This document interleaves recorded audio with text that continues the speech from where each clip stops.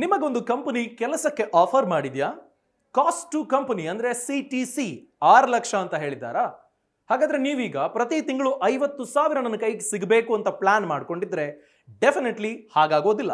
ಯಾಕೆಂದ್ರೆ ಮೊದಲ ತಿಂಗಳ ಸಂಬಳ ಕೈಗೆ ಬಂದ ಮೇಲೆ ನೀವು ಸ್ಯಾಲರಿ ಸ್ಲಿಪ್ ಅನ್ನ ಅಬ್ಸರ್ವ್ ಮಾಡಿದ್ರೆ ಗೊತ್ತಾಗುತ್ತೆ, CTCನೇ ಬೇರೆ, ಗ್ರಾಸ್ ಸ್ಯಾಲರಿನೇ ಬೇರೆ, ನಿಮ್ಮ ಜೇಬಿಗೆ ಬಂದು ತಲುಪುವ ನೆಟ್ ಸ್ಯಾಲರಿನೇ ಬೇರೆ. ಯಾಕೆ ಹೀಗಾಗುತ್ತೆ? ಹಾಗಾದ್ರೆ ಕಂಪನಿ CTC ಅಂತ ಆಫರ್ ಮಾಡುವ ಸಂದರ್ಭ ಯಾವೆಲ್ಲ ಖರ್ಚುಗಳನ್ನ ಇನ್ಕ್ಲೂಡ್ ಮಾಡಿರುತ್ತೆ? ಗ್ರಾಸ್ ಸ್ಯಾಲರಿ ಅಂತ ಬಂದಾಗ ಏನೆಲ್ಲ ಡಿಡಕ್ಷನ್ಸ್ ಆಗುತ್ತೆ?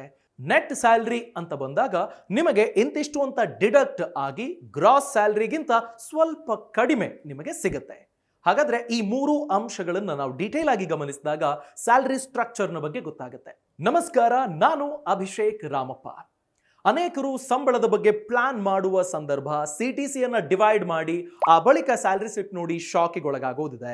ಹಾಗಾದ್ರೆ ಏನೆಲ್ಲ ಇರುತ್ತೆ ಅನ್ನೋದ್ರ ಬಗ್ಗೆ ಡೀಟೇಲ್ ಆಗಿ ತಿಳ್ಕೊಳ್ತಾ ಹೋಗೋಣ. ಈ ಸ್ಯಾಲರಿ ಸ್ಲಿಪ್ ಡಿಡಕ್ಷನ್ಸ್ ಬಗ್ಗೆ ತುಂಬಾ ಚೆನ್ನಾಗಿ ಅರ್ಥಕೊಂಡವರು ಇತ್ತೀಚೆಗೆ ಬಂದಿರುವ ಹೊಸ ನಿಯಮದ ಬಗ್ಗೆ ಡೆಫಿನೆಟ್ಲಿ ಗಮನ ವಹಿಸಿಗೆ ಇರ್ತಾರೆ. ಅದೇನ್ ಹೇಳುತ್ತೆ ಅಂತಂದ್ರೆ, ನಿಮ್ಮ ಟೋಟಲ್ ಸ್ಯಾಲರಿ ಎಷ್ಟಿರುತ್ತೆ? 50,000 ರೂಪಾಯಿ ನಿಮ್ಮ ಸಂಬಳನ, ನಿಮ್ಮ ಬೇಸಿಕ್ ಸ್ಯಾಲರಿ 50,000 ರೂಪಾಯಿಯಲ್ಲಿ 50% ಗಿಂತ ದಾಟೋ ಹಾಗಿಲ್ಲ, ಅಥವಾ 50% ಇರಲೇಬೇಕು ಎನ್ನೋ ರೂಲ್ ಅನ್ನ ಜಾರಿಗೆ ತಂದ್ರು. ಅದರ ಅರ್ಥ, ನಿಮಗೆ ಬೇಸಿಕ್ ಸ್ಯಾಲರಿ 25,000 ಅಂತ ಆಯ್ತು, ನಿಮ್ಮ ಟೋಟಲ್ ಸ್ಯಾಲರಿ 25,000 ಅಂದ್ರೆ ಇನ್ 25,000 ಇನ್ನು ಮಿಕ್ಕ ಎಲ್ಲ ಅಲೋವೆನ್ಸ್ಗಳು, HR allowance, dearness allowance, leave travel allowance, educational allowance, special allowance, conveyance, ಹೀಗೆ ಈ ಎಲ್ಲವೂ ಸೇರಿ 50% ದಾಟೋ ಹಾಗಿಲ್ಲ.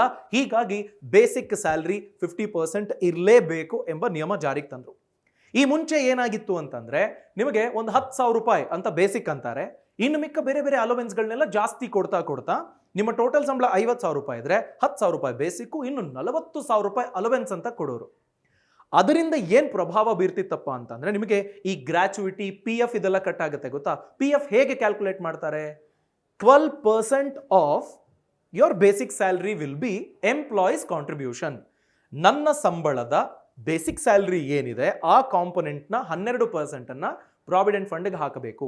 ಕಂಪನಿ ನಾನೆಷ್ಟು ಕಾಂಟ್ರಿಬ್ಯೂಟ್ ಮಾಡ್ತೀನೋ ಅಷ್ಟೇ ಅವರು ಕೊಡಬೇಕು. ಸೊ 12% ಟೋಟಲ್ 24% ನಷ್ಟು PF ಗೆ ಹೋಗ್ತಾ ಇತ್ತು. 24% ಆಫ್ ಯೋರ್ ಬೇಸಿಕ್ ಸ್ಯಾಲರಿ ಅನ್ನೋ ಅರ್ಥ. ಅದಾದ ನಂತರದಲ್ಲಿ ಬಂದ ನಿಯಮ ಏನಿದೆ, ಬೇಸಿಕ್ ಸ್ಯಾಲರಿಯನ್ನ 50%ಗೆ ಅವರು ಫಿಕ್ಸ್ ಮಾಡಿದ ಕಾರಣಕ್ಕಾಗಿ PF ಗೆ ಹೋಗುವಂತಹ ಕಾಂಟ್ರಿಬ್ಯೂಷನ್ ಜಾಸ್ತಿ ಆಯಿತು. ಸೊ ಆ ಕಾರಣಕ್ಕೆ ನಿಮಗೆ ಆಲ್ಮೋಸ್ಟ್ ರಿಟೈರ್ಮೆಂಟ್ ಬೆನಿಫಿಟ್ ಅಂತ ನೋಡ್ಕೊಂಡಾಗ ಜಾಸ್ತಿ ಬರೋದಕ್ಕೆ ಸ್ಟಾರ್ಟ್ ಆಯಿತು. ಇದ್ರ ಬಗ್ಗೆ ನಿಮಗೆ ಜನರಲಿ ಗೊತ್ತಿರುತ್ತೆ.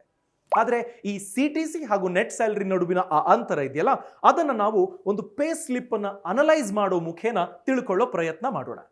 ನೋಡಿ, ನಿಮ್ಗೆ ಯಾವುದೇ ಪೇ ಸ್ಲಿಪ್ನಲ್ಲಿ ಸಾಮಾನ್ಯ ನಿಮ್ಮ ಹೆಸರು, ಯಾವಾಗ ಜಾಯಿನ್ ಆದ್ರಿ, ನಿಮ್ಮ bank account number, PF account number ಇದೆಲ್ಲವೂ ಇರುತ್ತೆ. ಎಷ್ಟು ದಿನ ಕೆಲಸ ಮಾಡಿದ್ದೀರಿ, ನಿಮ್ಮ ಗ್ರಾಸ್ ಮಂತ್ಲಿ ಸ್ಯಾಲರಿ ಎಷ್ಟು, ಇದೆಲ್ಲವೂ ಇರುತ್ತೆ.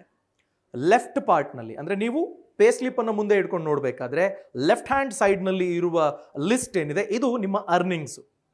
ನಿಮಗೆ ಎಕ್ಸ್ಟ್ರಾ ಏನಾದರೂ ಬಂದಿದ್ರೆ, ವೇರಿಯಬಲ್ CTC ಅಂತ ಏನಾದರೂ ಬಂದಿದ್ರೆ, ಎಸ್ ಆ ವೇರಿಯಬಲ್ಸ್ ಬಗ್ಗೆನೂ ನಾನು ತಿಳಿಸ್ಕೊಡ್ತೀನಿ.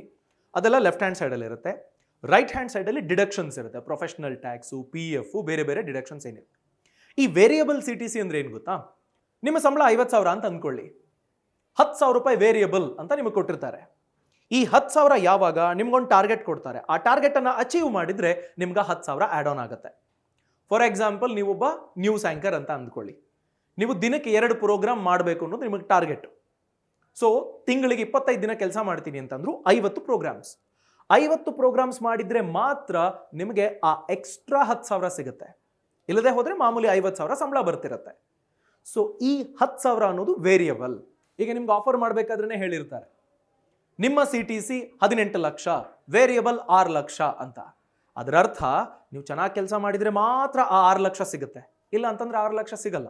ನಿಮ್ಮ ಎಫೆಕ್ಟಿವ್ CTC 12 ಲಕ್ಷ ಅಂತ ಆಗುತ್ತೆ. ಆ 12 ಲಕ್ಷದಲ್ಲಿ ಇನ್ನು ಮಿಕ್ಕಿದ್ದೆಲ್ಲ ಡಿಡಕ್ಷನ್ಸ್ ಹೋಗಿ ನೀವು ಎಷ್ಟು ದಿನ ಕೆಲಸಕ್ಕೆ ಹೋಗಿರ್ತೀರಿ ಅದನ್ನು ಡಿಡಕ್ಟ್ ಮಾಡಿ ನಿಮಗೆ ಕೊಡೋದು. ಈಗ ನಾವು ಒಂದು ಪೇ ಸ್ಲಿಪ್ ಅನ್ನು ಅನಲೈಸ್ ಮಾಡ್ತಾ ಹೋಗೋಣ. ಇಲ್ಲಿ ನೋಡಿ, ಈ ಪೇ ಸ್ಲಿಪ್ನಲ್ಲಿ ಈತನ CTC ಪರ್ ಮಂತ್ 25,000, ಅದರ ಅರ್ಥ ವರ್ಷಕ್ಕೆ 3 lakh. Number of working days 25, number of days present 25. So ಯಾವುದೇ ಲೀವ್ ತೆಗೆದುಕೊಂಡಿಲ್ಲ. ಈ ವ್ಯಕ್ತಿ 25,000 ಪಡ್ಕೊಳ್ಳೋದಕ್ಕೆ ಅರ್ಹ ಇದ್ದಾನೆ. ಈ 25,000ದಲ್ಲಿ ಯಾವ್ದು ಯಾವ ಕಾಂಪೊನೆಂಟ್ ಅನ್ನೋದನ್ನ ನೋಡೋಣ. ಇಲ್ಲಿ ನೋಡಿ, ಅರ್ನಿಂಗ್ಸ್ ಅಂತಿದೆಯಲ್ಲ, ಇಲ್ಲಿ ಬೇಸಿಕ್ 12,500 ಅಂದ್ರೆ ನೀವೇನ್ ಕೆಲಸ ಮಾಡ್ತೀರಿ, ನೀವು ಕ್ಯಾಮ್ರಾಮನ್ನು, ಆಂಕರು, ಇನ್ನೊಬ್ಬ ಏನೋ ಟೆಕ್ನಿಷಿಯನ್, ನೀವೇನ್ ಸರ್ವಿಸ್ ಅನ್ನು ಕೊಡ್ತೀರಿ ಅದಕ್ಕೆ ಕಂಪನಿ ನಿಮಗೆ ಕೊಡ್ತಿರೋದು 12,500. ಅದರ ಜೊತೆಗೆ ಏನೇನ್ ಕೊಡ್ತಿದೆ ಗೊತ್ತಾ ಕಂಪನಿ? ನೋಡಿ, HR ಅಲೋವೆನ್ಸ್ ಅಂದ್ರೆ ನಿಮ್ಮ ಮನೆ ಬಾಡಿಗೆಗೆ ಅಂತ ನೀವು ಖರ್ಚು ಮಾಡ್ಲಿ ಅಂತ 6,250 ರೂಪಾಯಿ. ಸೊ ಇದು 25% ಆಫ್ ಸಿಟೀಸ್ ಇದೆ. ಅದು ಕಂಪನಿ ಪಾಲಿಸಿ ಮೇಲೆ ಎಷ್ಟು ಕೊಡ್ತಾರೆ ಅನ್ನೋದನ್ನ ಕಂಪನಿ ಡಿಸೈಡ್ ಮಾಡುತ್ತೆ. LTA 1,250, ಹಾಗೇನೆ ಕನ್ವೆಯನ್ಸ್ 1,498.75, ಇದು ಆಲ್ಮೋಸ್ಟ್ ಒಂದು 6% ಸಿಟಿಸಿ ಇದೆ. ಅಂದ್ರೆ ನೀವು ಓಡಾಡೋದಕ್ಕೆ, ಮನೆಯಿಂದ ಆಫೀಸಿಗೆ ಬರೋದಕ್ಕೆ, ಆಫೀಸಿಂದ ಮನೆಗೆ ಹೋಗೋದಕ್ಕೆ. ಹಾಗೇನೆ ಸ್ಪೆಷಲ್ ಅಲೋವೆನ್ಸ್ ಏನು ಕೊಟ್ಟಿಲ್ಲ ಇಲ್ಲಿ. ಅರಿಯರ್ಸ್ ಅಂದ್ರೆ ಎಕ್ಸ್ಟ್ರಾ ವರ್ಕ್ ಮಾಡಿರೋ ಕಾರಣಕ್ಕಾಗಿ, ಈಗ ನಿಮಗೆ ಸೆಕೆಂಡ್ ಸ್ಯಾಟರ್ಡೆ ಲೀವ್ ಇರುತ್ತೆ ಅಥವಾ ಸಂಡೇ ಲೀವ್ ಇರುತ್ತೆ, ನೀವು ಬಂದಿರ್ತೀರಿ, ಆ ಕಾರಣಕ್ಕೆ ಅಂತ ನಿಮಗೆ 750 ರೂಪೀಸ್ ಅನ್ನ ಅರಿಯರ್ಸ್ ಆಗಿ ಕೊಟ್ಟಿದ್ದಾರೆ. ಅದನ್ನು ಹೊರತುಪಡಿಸಿ ನಿಮಗೆ ವೇರಿಯಬಲ್, ಈ ವ್ಯಕ್ತಿಗೆ ಯಾವುದೇ ವೇರಿಯಬಲ್ ಇಲ್ಲ, ಅಥವಾ ಆತ ಆ ವೇರಿಯಬಲ್ ಇಲ್ಲಿ ನೋಡಿ ನಿಮಗೆ ಮೇಲ್ಗಡೆ ಇಲ್ಲಿ ಕೊಟ್ಟಿದ್ದಾರೆ gross variable CTC for the month, ಅದಿಲ್ಲ. ಈ ವ್ಯಕ್ತಿಗೆ ಯಾವುದೇ ತರದ ವೇರಿಯಬಲ್ ಅನ್ನ ಆಫರೇ ಮಾಡಿಲ್ಲ, ಆ ಕಾರಣಕ್ಕೆ ಇಲ್ಲಿ ವೇರಿಯಬಲ್ ಅನ್ನ ಕೊಟ್ಟಿಲ್ಲ. ಇದನ್ನ ಹೊರತುಪಡಿಸಿ ಚಿಲ್ಡ್ರನ್ಸ್ ಎಜುಕೇಶನಲ್ ಅಲೋವೆನ್ಸ್ ಅಂತ ಕೊಡೋದಿದೆ, ಪೆಟ್ರೋಲ್ ಅಲೋವೆನ್ಸ್ ಕೊಡೋದಿದೆ, ಡಿಯರ್ನೆಸ್ ಅಲೋವೆನ್ಸ್ ಅನ್ನೋದಿದೆ. ಡಿಯರ್ನೆಸ್ ಅಲೋವೆನ್ಸ್ ಅಂದ್ರೆ ಈ ಇನ್ಫ್ಲೇಷನ್ ಅಡ್ಜಸ್ಟ್ ಮಾಡೋದಕ್ಕೆ ಗವರ್ಮೆಂಟ್ ಎಂಪ್ಲಾಯಿಗಳಿಗೆ ಕೊಡ್ತಾರೆ, ಇಲ್ಲಿ ಯಾವುದೇ ಡಿಯರ್ನೆಸ್ ಅಲೋವೆನ್ಸ್ ಇಲ್ಲ. ಇನ್ನು ರೈಟ್ ಹ್ಯಾಂಡ್ ಸೈಡ್ಗೆ ನಾವು ಬಂದ್ರೆ ಡಿಡಕ್ಷನ್ಸ್.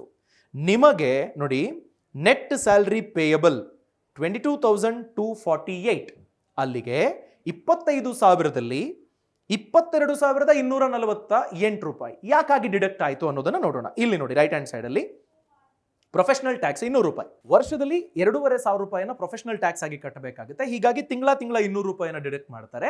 ಫೆಬ್ರವರಿ ತಿಂಗಳಲ್ಲಿ 300 ರೂಪಾಯಿ ಡಿಡಕ್ಟ್ ಮಾಡ್ತಾರೆ. 11 ತಿಂಗಳು 200 ರೂಪಾಯಿ, ಇನ್ನು 12ನೇ ತಿಂಗಳು 1 ತಿಂಗಳು ವಿತ್ತೀಯ ವರ್ಷದಲ್ಲಿ 300 ರೂಪಾಯಿ ಡಿಡಕ್ಟ್ ಮಾಡ್ತಾರೆ. ಗ್ರಾಚ್ಯುಯಿಟಿ 100 ರೂಪೀಸ್ ಡಿಡಕ್ಟ್ ಮಾಡ್ತಾರೆ. ಇಲ್ಲಿ ಈ ಕಂಪನಿ ಪಾಲಿಸಿಯ ಪ್ರಕಾರ ಎಂಪ್ಲಾಯರ್ PF ಕಾಂಟ್ರಿಬ್ಯೂಷನ್ 1,700, ಅಂದ್ರೆ ಇದು ಆಲ್ಮೋಸ್ಟ್ 13% ಆಫ್ ಬೇಸಿಕ್ ಇದೆ. 12% ನಷ್ಟು ನೀವು ಕಾಂಟ್ರಿಬ್ಯೂಟ್ ಮಾಡಬೇಕಾಗುತ್ತೆ. ಇದು ಬೇಸಿಕ್ ನ 12% ಗಿಂತ ಜಾಸ್ತಿ ಇದೆ. ಎಂಪ್ಲಾಯಿ PF ಕಾಂಟ್ರಿಬ್ಯೂಷನ್ ಸಹ 100% ಇದೆ. ಟೋಟಲಿ ಎಂಪ್ಲಾಯಿ 100%, ಎಂಪ್ಲಾಯರ್ 100%, ಅದಕ್ಕೆ ಡಿಡಕ್ಟ್ ಆಗ್ತಾ ಇದೆ. TDS ಒಂದು ವೇಳೆ ನೀವು ಟ್ಯಾಕ್ಸ್ ಲ್ಯಾಬ್ಗೆ ಬರೋದಿದ್ರೆ ನಿಮಗೆ ಟ್ಯಾಕ್ಸ್ ಡಿಡಕ್ಷನ್ ಅಟ್ ಸೋರ್ಸ್ ಆಗುತ್ತೆ. ಇಲ್ಲಿ ಯಾವುದೇ ತರದ TDS ಆಗಿಲ್ಲ, ಯಾಕೆಂದ್ರೆ 25,000 ರೂಪಾಯಿ ಇರೋ ಕಾರಣಕ್ಕೆ ಇವರು ಟ್ಯಾಕ್ಸ್ ಲ್ಯಾಬ್ ನ ಅಡಿಯಲ್ಲಿ ಬರ್ತಾ ಇಲ್ಲ. ಅಡ್ವಾನ್ಸ್ ಸ್ಯಾಲರಿ ಅನ್ನು ಪಡ್ಕೊಂಡಿಲ್ಲ, ಲೋನ್ ಅನ್ನು ಪಡ್ಕೊಂಡಿಲ್ಲ. ಸೊ ಹೀಗಾಗಿ 25,000 ರೂಪಾಯಿನಲ್ಲಿ 3,500 ರೂಪಾಯಿ ಟೋಟಲ್ ಡಿಡಕ್ಷನ್ನು. ಸೊ ಅದನ್ನು ನೀವು ಡಿಡಕ್ಟ್ ಮಾಡಿದ್ರೆ ಎಷ್ಟಕ್ಕೆ ಬರುತ್ತೆ? 21,500 ರೂಪಾಯಿ ಆಗುತ್ತೆ. ಆ 21,500 ರೂಪಾಯಿಗೆ ಅರಿಯರ್ಸ್ 750 ಆಡ್ ಮಾಡಲಾಗಿದೆ. ಹೀಗಾಗಿ ನೆಟ್ ಸ್ಯಾಲರಿ ಪೇಯಬಲ್ 22,250 ರೂಪಾಯಿ. ಸೊ ಹೀಗೆ ನಿಮ್ಮ ಕೈಗೆ ಸಿಗಬೇಕಾದ ಸ್ಯಾಲರಿಯಲ್ಲಿ ಡಿಡಕ್ಷನ್ಸು ಮತ್ತೆ ಕಂಪನಿ ಏನೇನೆಲ್ಲ ಅಲೋವೆನ್ಸ್ ಕೊಡ್ತಿದೆ ಇದೆಲ್ಲವೂ ಸೇರ್ಕೊಂಡು CTC ತುಂಬಾ ದೊಡ್ಡದಿರುತ್ತೆ. ನಿಮಗೆ ನೋಡೋದಕ್ಕೆ ವಾವ್ CTC ಅಂತ ಅನಿಸುತ್ತೆ. ಆದರೆ ಅದರಲ್ಲಿ ಇನ್ನೂ ಡೈವರ್ಜ್ ಆಗಿ ನಿಮಗೆ ಆ ಗ್ರಾಸ್ ಮಂತ್ಲಿ ಸ್ಯಾಲರಿಯಲ್ಲಿ ಡಿಡಕ್ಷನ್ ಎಲ್ಲ ಹೋಗಿ ನೆಟ್ ಮಂತ್ಲಿ ಸ್ಯಾಲರಿ ಅನ್ನೋದು ನಿಮ್ಮ ಜೇಬಿಗೆ ಸೇರುತ್ತೆ. ಇದು ನಿಮಗೆ ಗೊತ್ತಿರಲಿ. ಇದರಲ್ಲಿ ನೀವು ತುಂಬಾ ಇಂಪಾರ್ಟೆಂಟ್ ಆಗಿ ಗಮನಿಸಬೇಕಾಗಿರೋದು ಈ ಗ್ರಾಚ್ಯುಯಿಟಿಯ ಬಗ್ಗೆ. ನಿಮಗೆ 100 ರೂಪಾಯಿ ಡಿಡಕ್ಟ್ ಆಗುತ್ತೆ. 2 ವರ್ಷ ಕೆಲಸ ಮಾಡ್ತೀರಿ, ಅದರ ಅರ್ಥ 2,400 ರೂಪಾಯಿ ಡಿಡಕ್ಟ್ ಆಗಿದೆ. ಇದು ನಿಮಗೆ ಕೊಟ್ಬಿಡ್ತಾರಾ? ಇಲ್ಲ. ನೀವು ಒಂದು ವೇಳೆ 5 ವರ್ಷದವರೆಗೆ ಕಂಪನಿಯಲ್ಲಿ ಮುಂದುವರೆದಿಲ್ಲ ಅಂತಂದ್ರೆ ನಿಮಗೆ ಈ ಗ್ರಾಚ್ಯುಯಿಟಿ ಅಮೌಂಟ್ ಸಿಗೋದಿಲ್ಲ. ಡಿಡಕ್ಟ್ ಆಗಿರುತ್ತೆ ಬಟ್ ಸಿಗೋದಿಲ್ಲ. ಅಂಡ್ PF ಇದು ರಿಟೈರ್ಮೆಂಟ್ ಬೆನಿಫಿಟ್, ಕಂಪಲ್ಸರಿಯಾಗಿ ರಿಟೈರ್ಮೆಂಟ್ ಬೆನಿಫಿಟ್ ಅಂತಾನೆ ಬಳಸಬೇಕು ಅಂತ ಇರೋದು. ಇದು ನಿಮ್ಮ ಕೈಗೆ ಕೊಟ್ಬಿಡ್ತಾರಾ? ಇಲ್ಲ, ಕೊಡೋದಿಲ್ಲ. ಕಂಪನಿ ಕೊಡುತ್ತಲ್ಲ ಕಂಪನಿ ಕಾಂಟ್ರಿಬ್ಯೂಷನ್, ಅದನ್ನ ನಿಮ್ಮ ಅಕೌಂಟಿಗೆ ಹಾಕ್ತಾರಾ? ಇಲ್ಲ, ನೇರವಾಗಿ PF ಅಕೌಂಟಿಗೆ ಹೋಗುತ್ತೆ. ನಿಮ್ಮ ಸಂಬಳದ 12%, ಕಂಪನಿ ಕೊಡಬೇಕಾಗಿರುವ 12%, ಟೋಟಲ್ 24% ಆಫ್ ಯುವರ್ ಬೇಸಿಕ್ ನಷ್ಟು ಅಮೌಂಟ್ PF ಅಕೌಂಟಿಗೆ ಹೋಗ್ಬಿಡತ್ತೆ. ಈ PF ನಲ್ಲಿ ನೀವು ಗಮನಿಸಬೇಕಾಗಿರೋದು, ಕಂಟಿನ್ಯೂಸ್ಲಿ ನೀವು ಒಂದು PF ಅಕೌಂಟ್ ಅನ್ನ 5 ವರ್ಷದವರೆಗೆ ಮುಂದುವರಿಸಿಲ್ಲ ಅಂತಂದ್ರೆ ಅದರ ಅರ್ಥ ನೀವು ಒಂದು ಕಂಪನಿಗೆ ಸೇರ್ತೀರಿ, 4 ವರ್ಷ ಕೆಲಸ ಮಾಡ್ತೀರಿ, ನಿಮಗೆ PF ಡಿಡಕ್ಟ್ ಆಗ್ತಾ ಇರುತ್ತೆ. ಆ PF ಅಮೌಂಟು ಸೊ ಇಂತಿಷ್ಟು ಅಂತ 8% 8.5% ನಷ್ಟು ಬಡ್ಡಿ ಅಂತ ಬೆಳ್ಕೊಂಡಿರುತ್ತೆ. ನಿಮಗೆ ಇನ್ನೊಂದು ಕಂಪನಿ ಕೆಲಸ ಸಿಕ್ಬಿಡುತ್ತೆ. ಏನ್ ಮಾಡ್ತೀರಿ? ಈ ಕಂಪನಿ ಬಿಡ್ತೀರಿ. PF ಅಕೌಂಟ್ನಲ್ಲಿರುವ ಹಣವನ್ನು ವಿತ್ಡ್ರಾ ಮಾಡಿಬಿಟ್ರೆ ನಿಮಗೆ ನಿಮ್ಮ ಟ್ಯಾಕ್ಸ್ ಲ್ಯಾಬ್ನ ಅಡಿಯಲ್ಲಿ ಟ್ಯಾಕ್ಸ್ ಡಿಡಕ್ಟ್ ಆಗುತ್ತೆ. ಸೊ ಟ್ಯಾಕ್ಸ್ ಡಿಡಕ್ಟ್ ಆಗಬಾರ್ದು ಅಂತಂದ್ರೆ ನೀವು ಕಂಪನಿಯನ್ನ ಚೇಂಜ್ ಮಾಡಿದ್ರೂ ಪರವಾಗಿಲ್ಲ, ಅದೇ PF ಅಕೌಂಟ್ ಅನ್ನ ಕಂಟಿನ್ಯೂ ಮಾಡಿ. ಮಿನಿಮಮ್ 5 ವರ್ಷದ ಕಂಟಿನ್ಯೂಸ್ ಯೂಸೇಜ್ ಆಗಿಲ್ಲ ಅಂತಂದ್ರೆ ನಿಮ್ಮ ಟ್ಯಾಕ್ಸ್ ಲ್ಯಾಬ್ಗೆ ಅನುಗುಣವಾಗಿ PF ಡಿಡಕ್ಟ್ ಆಗುತ್ತೆ. ಆ ಅಂಶ ನೆನಪಿರಲಿ. ಅಂಡ್ ನಿಮಗೆ PF ಅಕೌಂಟಿಗೆ ಅಂತ ನೀವು ಕಾಂಟ್ರಿಬ್ಯೂಟ್ ಮಾಡುವ 1.5 ಲಕ್ಷ ಅಮೌಂಟ್ ಒಂದು ವಿತ್ತೀಯ ವರ್ಷದಲ್ಲಿ ಸೆಕ್ಷನ್ 80C ಅಡಿಯಲ್ಲಿ ಟ್ಯಾಕ್ಸ್ ಎಕ್ಸೆಂಪ್ಷನ್ ಅನ್ನ ನೀವು ಪಡ್ಕೊಳ್ಳಬಹುದು. ಇದು ಎಂಪ್ಲಾಯಿ PF ಕಾಂಟ್ರಿಬ್ಯೂಷನ್ ಅಥವಾ employer P F contribution EPF. ಒಂದು ವೇಳೆ ನೀವು 2,000 ರೂಪಾಯಿ ಕಟ್ಟಾಗ್ತಿದೆ, ಇಲ್ಲಪ್ಪ ನನಗೆ 8.5% ವರೆಗೂ ಬಡ್ಡಿ ಬರುತ್ತೆ ಅನ್ನೋದ್ರೆ ನಾನು ಜಾಸ್ತಿ ಹಾಕ್ತೀನಿ ಅಂತ ಅಂದ್ಕೊಂಡ್ರೆ ವಾಲಂಟರಿ PF ಕಾಂಟ್ರಿಬ್ಯೂಷನ್ ಅನ್ನು ನೀವು ಮಾಡಬಹುದು, VPF. ಅದಕ್ಕೆ ಕಂಪ್ಯಾರಿಟಿವ್ಲಿ ಸ್ವಲ್ಪ ಕಡಿಮೆ ಬಡ್ಡಿಯನ್ನು ಕೊಡ್ತಾರೆ, ಆದರೂ ಕಾಂಪಿಟೇಟಿವ್ ಇಂಟ್ರೆಸ್ಟ್ ರೇಟ್ ನಿಮಗೆ ಸಿಗುತ್ತೆ. ಸೊ ಹೀಗೆ ನೀವು ನಿಮ್ಮ ಸ್ಯಾಲರಿ ಸ್ಲಿಪ್ ಅನ್ನ ಅನಲೈಸ್ ಮಾಡಿ. ಈ ಮಾಹಿತಿ ನಿಮ್ಗೆ ಇಷ್ಟ ಆಗಿದ್ರೆ ದಯಮಾಡಿ ಲೈಕ್ ಮಾಡಿ, ಯಾರಿಗೆ ಈ ಮಾಹಿತಿಯ ಅಗತ್ಯತೆ ಇದೆ ಅಂಥವರ ಜೊತೆಗೆ ಶೇರ್ ಮಾಡಿ.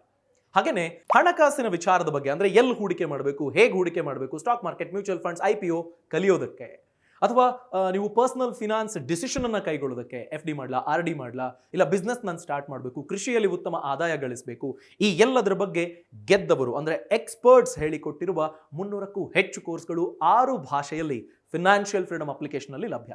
ಈ ಕೂಡಲೇ ಪ್ಲೇಸ್ಟೋರ್ ಅಥವಾ ಆಪ್ ಸ್ಟೋರ್ನಿಂದ ಫಿನಾನ್ಷಿಯಲ್ ಫ್ರೀಡಮ್ ಅಪ್ಲಿಕೇಶನ್ ಡೌನ್ಲೋಡ್ ಮಾಡ್ಕೊಳ್ಳಿ. ABHI ಅಭಿ ಅನ್ನೋ ರೆಫರಲ್ ಕೋಡ್ ಅನ್ನು ನೀವು ಬಳಸಿದ್ರೆ 2,000 ರೂಪಾಯಿವರೆಗೆ ಸ್ಕಾಲರ್ಶಿಪ್ ಅನ್ನು ನೀವು ಪಡ್ಕೊಳ್ಳಬಹುದು. ಈ ವಿಡಿಯೋದ ಬಗ್ಗೆ ನೀವೇನಾದ್ರೂ ಅಭಿಪ್ರಾಯವನ್ನು ತಿಳಿಸಬೇಕು ಅಂತಿದ್ರೆ, ಅಥವಾ ಇನ್ನೇನಾದ್ರೂ ಮಾಹಿತಿ ನಿಮಗೆ ತಿಳ್ಕೊಳ್ಬೇಕು, ಆ ಬಗ್ಗೆ ವಿಡಿಯೋ ಬೇಕು ಅನ್ನೋದಾಗಿದ್ರೆ ದಯಮಾಡಿ ಕಮೆಂಟ್ ಸೆಕ್ಷನ್ ಅನ್ನ ನೀವು ಬಳಸ್ಕೊಳ್ಳಿ. ಮುಂದಿನ ವಿಡಿಯೋದಲ್ಲಿ ನಾನು ನಿಮ್ಮನ್ನ ಭೇಟಿ ಆಗ್ತೀನಿ. ಫಿನಾನ್ಷಿಯಲ್ ಫ್ರೀಡಮ್ ಅಪ್ಲಿಕೇಶನ್ ಡೌನ್ಲೋಡ್ ಮಾಡ್ಕೊಳ್ಳಿ, ಬುದ್ಧಿವಂತರಾಗಿ ಶ್ರೀಮಂತರಾಗಿ.